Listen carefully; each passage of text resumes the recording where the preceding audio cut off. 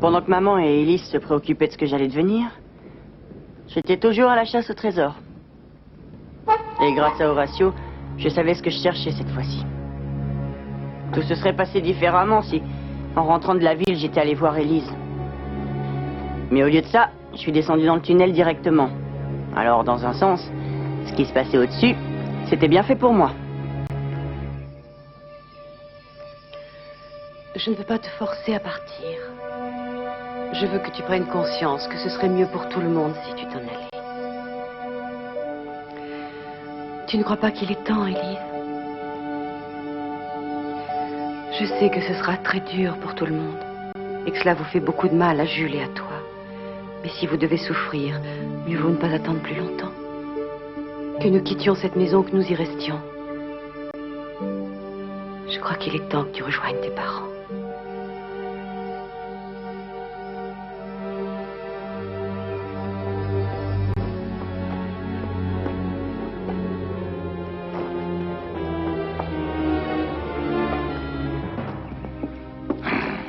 Je lui accorde un jour de délai. Je crois que Ferral viendra soit ce soir, soit demain dans la matinée. Et je le connais bien. Il va probablement user de ses nombreux charmes pour me ramener à la maison. Et vous savez ce que je lui dirais? Hein? Devinez. Imaginez Ferral qui arrive et qui dit: ma chère Dulcie, s'il te plaît, épouse-moi. Devinez ce que je vais lui dire? Oh, oui. Vous croyez au Père Noël? Je lui dirai non, c'est moi qui vous le dis. Oh, chérie, qu'est-ce que tu faisais là-haut? Oh, un peu de ménage. Est-ce que tu as vu Jules? Non, et ça fait un moment. On dirait qu'il fait tout pour nous éviter. Je vous conseille de surveiller ce gamin de plus près. Vous savez, il est toujours dehors à chercher quelque chose quelque part. Non, c'est un bon garçon, mais ça ne va pas entre nous en ce moment. Hein, parce qu'il ne veut pas quitter cette maison. Il va peut-être changer d'avis, qui sait? Jules? Jamais. Si, je le pense. Non, mais tu rigoles ou quoi? Les choses peuvent changer. Les choses? Quelles choses? Eh bien, les choses.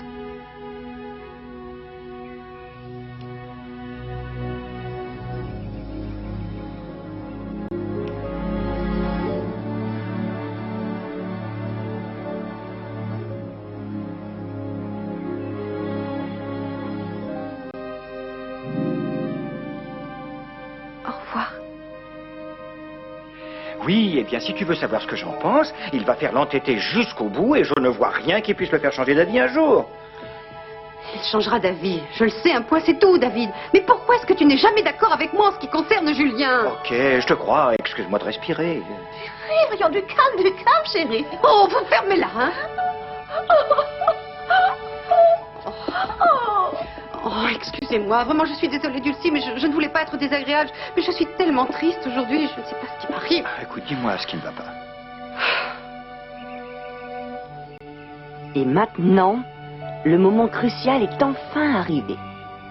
Pendant que cette scène pleine d'émotions se déroulait au-dessus de moi, je trouvais enfin le trésor. Ce qu'Horatio avait deviné, c'était que 2 pieds voulaient dire 61 centimètres, que la flèche montrait la direction à suivre, que les ciseaux coupaient et que la fille était représentée par une corde. Donc, si l'on faisait 2 pas de l'endroit où Ferral le fou avait fait une croix, et que l'on creusait, on trouvait une corde coupée dans du sable. Sabre. Mais oui, bien sûr, un sabre. Et pas n'importe lequel. Avant que le sergent Lockett n'arrive en Australie, il était le chef de la garde personnelle du duc de Wellington. Après la bataille de Waterloo, le duc décida de lui offrir son sabre. Et c'était ça le fameux trésor.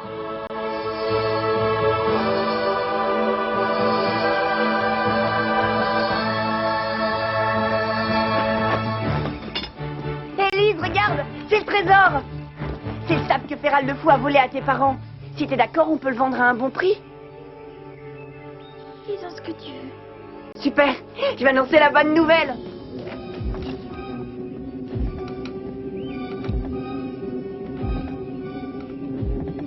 Je t'aimerai toujours.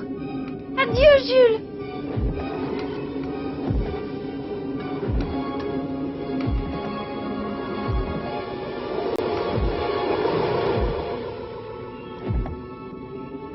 Élise! Élise! Élise, fais pas ça! Élise! C'était la dernière fois que je voyais Elinor Lockett.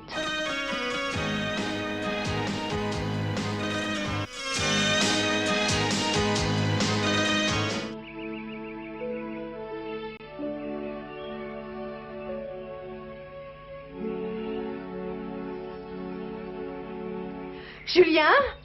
Mais où est-ce que tu... Qu'est-ce que c'est? C'est le trésor. D'après Horatio, ça peut nous rapporter 10 000 $.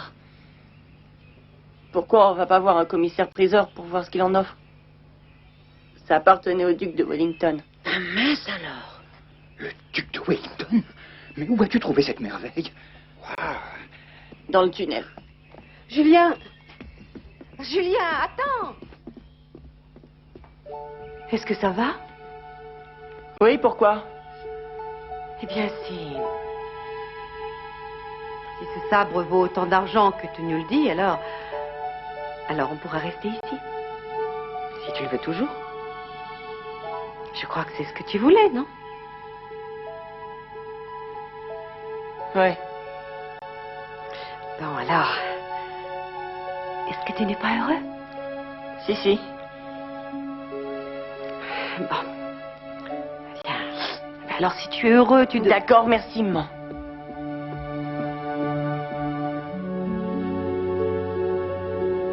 Eh oui, sans Dulcie ni Brigitte, Féral trouvait la vie très dure. Et même après avoir vendu la vieille stéréo de Dulcie, le doux froissement des billets entre ses mains ne lui remontait pas le moral. C'était la première fois qu'il se retrouvait sans elle dans cette maison. Ce n'est pas naturel. Malheureusement, il savait par où il devait en passer pour redresser la situation. Moi, Fergus Finian Féral O'Farrell, accepte de prendre Dulcie pour épouse et de l'aimer pour le meilleur et pour le pire, dans la maladie et la santé, dans la joie et la tristesse, jusqu'à ce que la mort nous sépare. Et nous partagerons tout ce que je peux, tout ce que je peux, tout ce que je possède lui reviendra. Ah, ta sœur m'a pratiquement mis le couteau sous la gorge. Oui, d'accord. D'accord, je vous rappelle. Au revoir. Qu'est-ce qu'il a dit? Eh bien, il a dit que l'on fixerait un prix de départ d'environ 50, voire 60 000 $. Mais que l'on allait en toucher plus. Ah, j'arrive pas à croire qu'on va garder cette maison. Oh, David! Oh, chérie, chérie. Oh, Brigitte, tu devrais aller le dire à Jules. Ouais. Si vous voulez. Votre fils va devenir célèbre d'avoir découvert le trésor. On parlera de lui à la radio, à la télévision. Je n'accepterai rien de tout ça. Mais vous n'allez tout de même pas l'enlever des feux des projecteurs. Jules a suffisamment les chevilles qui enflent. Bon, je crois que ce n'est que de l'exubérance naturelle, hein, David? Ne me mêlez pas à ça, hein. Et arrêtez d'essayer de m'expliquer comment je dois élever mon garçon. Excusez-moi, j'essayais simplement de vous faire quelques critiques constructives. Encore une critique de ce genre et vous pourrez plier bagages et dehors. Ah bon, alors c'est comme ça. Vous me mettez à la porte au moment où j'ai besoin d'aide. Ah, Dulcie. Ah, je savais que je te manquais beaucoup. Alors j'ai décidé de passer l'éponge et de te demander de m'épouser. Jamais, pour tout l'or du monde, Féral. Je ne t'épouserai pas même si tu étais le seul homme sur cette terre. Oh, ne sois pas comme ça, Dulcie. Dites-lui d'aller voir ailleurs. Laissons-les tranquilles. Oui. Anne, approche, on va écouter. Oh, David! Oh, que je t'en prie, ça n'est que Féral, hein. Tu peux conserver la bague. Mais j'en avais l'intention. Comment savoir si tu ne vas pas encore me rejeter? Tu sais que Brigitte veut une maman. Si tu veux une mère de remplacement pour tes enfants, alors lance une annonce. Je ne fais pas seulement ça pour Brigitte, je veux que tu reviennes vivre avec moi. Je veux un mariage en blanc et tout le tralala. C'est une condition indiscutable. Tout ce que tu veux. Doucement, chose. Et une réception pour 77 convives. 29. 70. D'accord. Maintenant, parlons un peu du contrat de mariage. Oh, comme elle est romantique. J'ai dit à Julien, chut, qu'est-ce qui se passe? Rentre et tu verras qui est là. Tu n'auras pas un sou de plus, et c'est mon dernier mot. Devine qui sera bientôt ta nouvelle maman. Je ne suis pas ta maman. Encore un prix dans l'engrenage. N'en sommes-nous pas heureux? Ah.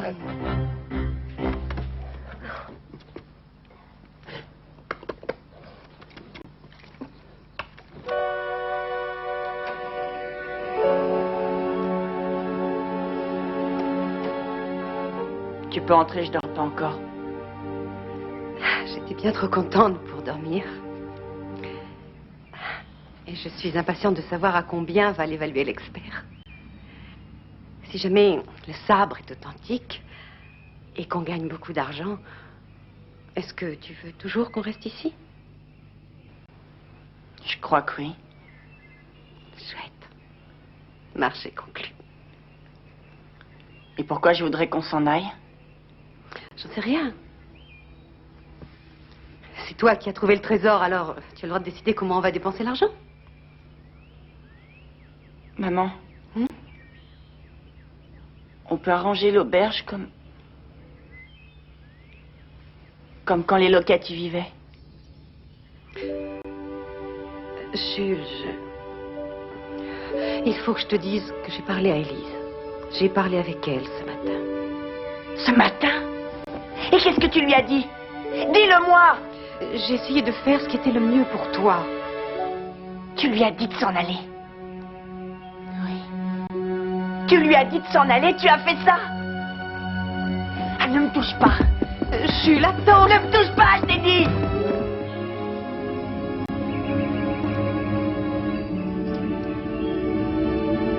Si c'est pour me consoler, j'en veux pas.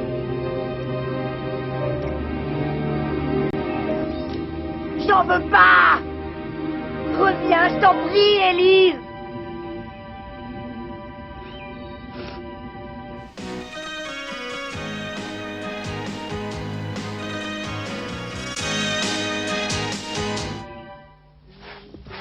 Les mois qui suivirent furent très gais. Le sabre avait été vendu, on avait presque fini la restauration de l'auberge, on était prêt à accueillir les premiers clients. Julien, mon petit. Nous formions une famille heureuse. Oh non, non, aucun petit déjeuner n'est inclus dans nos tarifs. Oui. Oh, donnez-moi votre nom, s'il vous plaît. Et comment est-ce que vous l'appelez? Féral et Dulcie, quant à eux, étaient fin prêts pour le mariage. Mais le problème, c'est qu'ils n'avaient pas de garçon d'honneur. Alors, William se mit d'accord avec son père pour faire le sacrifice suprême. Il montrait à tout le monde qu'il était inondé de joie. Quant à moi, je pensais à Élise et à tout ce que j'avais perdu en la perdant.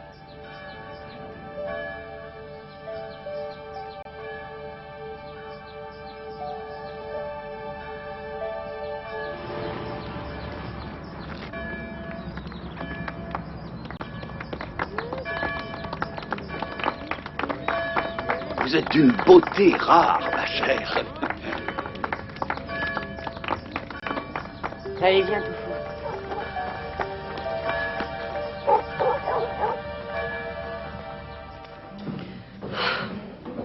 Où est Julien? Je croyais qu'il était avec toi. Non, il faut croire qu'il a oublié. Tu sais, il est très rancunier.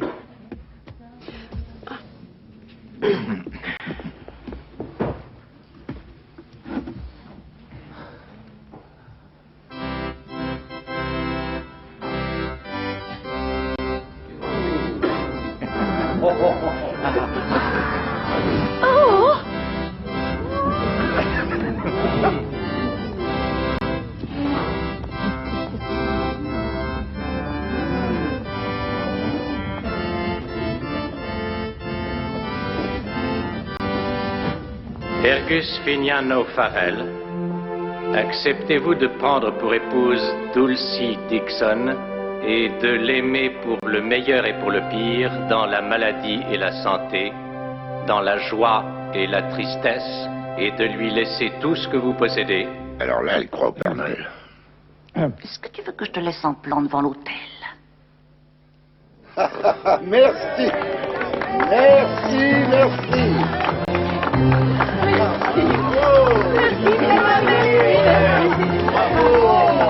Je t'aime, mon ange, je t'aime. Vous jouez merveilleusement de l'harmonie. Quel beau mariage, n'est-ce pas? Ah, ils arrivent.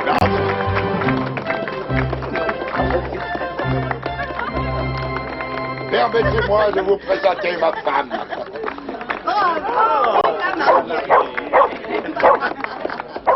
Attention au chien!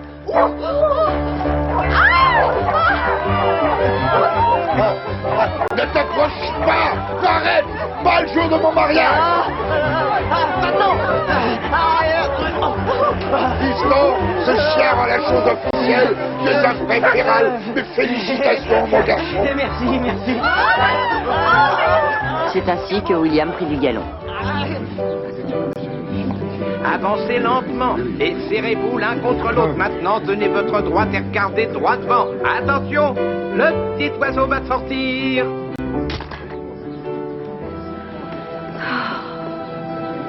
Reste là.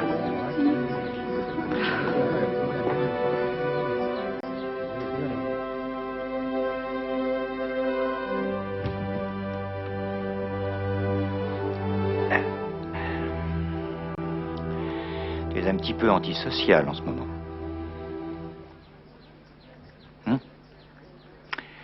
Qu'est-ce que tu as dans la tête depuis quelques mois? Tu le sais bien.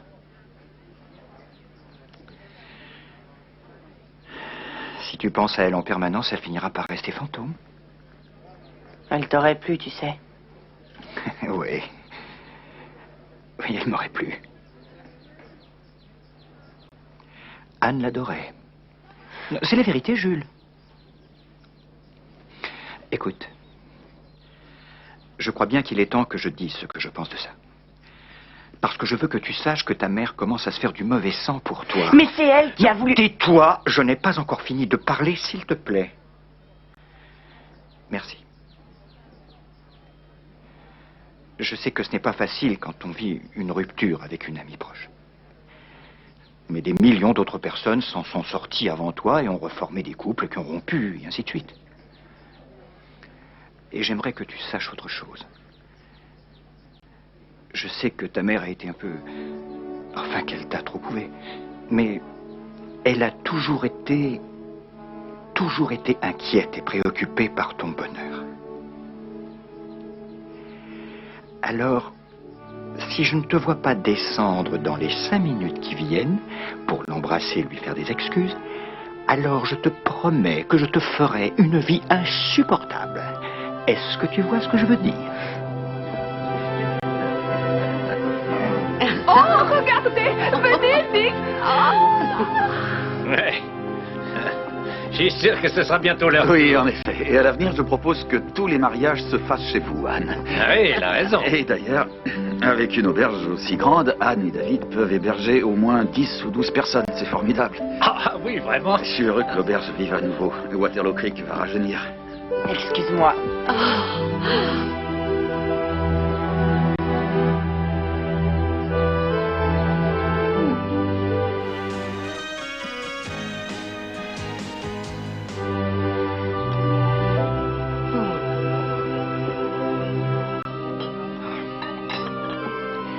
On pourrait faire tout ça demain matin.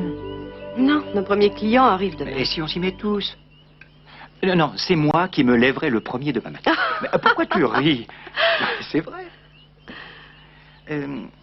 Madame désire un bain. Oh oui. Je vous en fais couler un.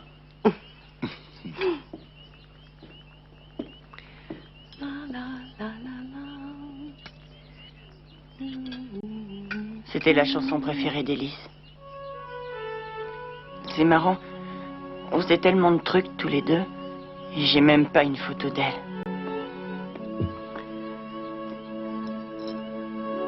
Pourquoi tu n'écrirais pas son histoire?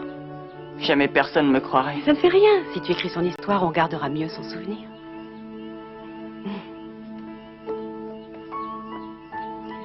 Et quand on écrit un bouquin sur quelqu'un, il ne meurt jamais.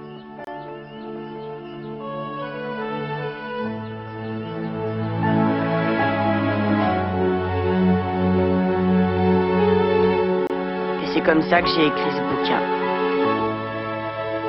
Je crois que c'est pour ça. Mais c'est dur de penser qu'Élise est partie pour toujours. Bonjour, entrez, je vous en prie. Pouvez-vous me donner un coup de main pour porter mes valises? Mais bien sûr. Quelle belle maison, j'aimerais en avoir une pareille. Oui, si on veut. Oh, arrête d'être aussi vieux jeu, cette maison est superbe. Il y a des moments où je me dis que si je ferme les yeux et que je compte jusqu'à 3... Salut!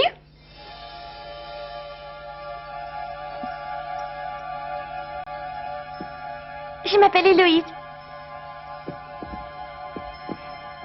Je m'installe ici. Tu sais où se trouve ma chambre?